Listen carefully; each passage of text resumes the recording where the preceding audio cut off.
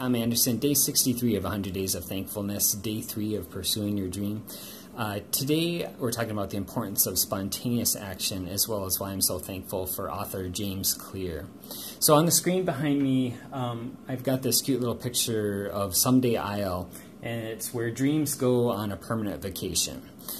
So if you, a couple days ago, wrote down all your dreams and then yesterday you wrote down your goals, if you have that clear picture in mind, don't let it end up on Someday Isle, okay? The best way you can do that is to start taking action right away.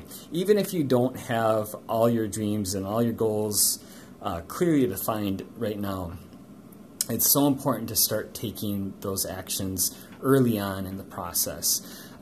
It's really difficult to steer a ship that isn't moving at all.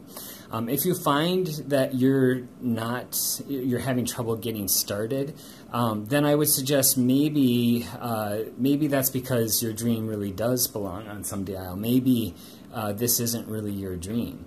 For me, whenever I think about the things that I want to accomplish, I almost get this feeling in the pit of my stomach that I wish I could be doing that right now. So think about that, and maybe you do need to spend a little more time redefining your dream if you're having trouble actually getting started. You should be able to at least start taking some baby steps towards putting some time into and some effort into pursuing your dream. Here's some other cute pictures about procrastination.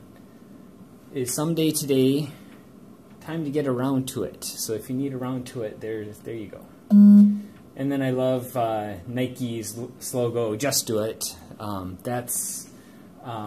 think the reason why that was such a successful slogan in 1988 when they came up with that is it just strikes so much truth to, don't overcomplicate things, just do it.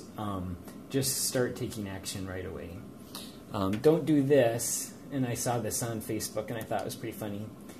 When you kind of want to do it, but not really. So now author James Clear, he came up with 3 really interesting articles, and I'll provide links for this, about how to avoid procrastination. The first one is called the 2-minute rule. And basically the idea behind that is if you're creating your list of what you want to accomplish during that day and you realize some of the things you're adding to your list would only take you 2 minutes or less, don't bother writing them down, just do it. It doesn't make sense to clutter your mind with things that you could do in such little time. And you'll be surprised how many things you can actually accomplish just because you realize that it's like taking out the garbage. Just take out the garbage. Don't add it to your list of things that you're going to do that day. And then here's Warren Buffett's list. He has a 2-list strategy for, yesterday I talked about writing down your goals. The idea here is he encourages people to write down 25 goals. And then of your 25 goals that you want to accomplish for that week, circle the top 5 most important ones. And then what he says is separate them into 2 lists, one with the 5 most important and then 20 with the other goals that you want to accomplish that week.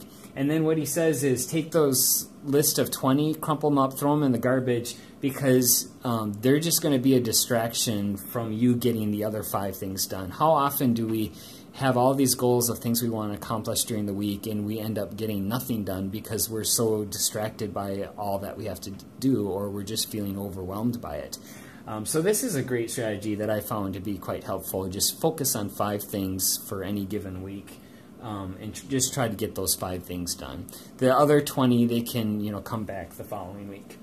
And then his 3rd article, he talks about Dwight Eisenhower, 34th President of the United States, and the grid that he came up with. And if you've read The 7 Habits of Highly Effective People, I know this is one of his habits as well. But it's basically splitting up everything that you do or you spend your time on. It's either important or it's not important.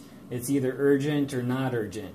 And what we tend to do is we tend to spend a lot of time in the urgent important, but we also tend to spend a lot of time in these non-important important areas. You know, the urgent, not important is that pesky phone call. You know, so maybe you just need to turn your phone off.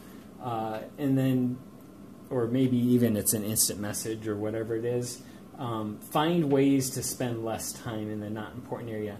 Not important, not urgent would be like watching TV, checking Facebook, that kind of thing. Just, you need to start recording what you're actually spending your time on, and make sure that you're spending more time, especially in this top right quadrant, which is where it's important and not urgent. We tend to dream. This is probably where most of your dreams and goals is going to come out of, is the things that don't have to get done right away, but they're still very important to you. So I find all of these articles real good. I'll be sure to share them, and I just want to say thanks again to James Clear.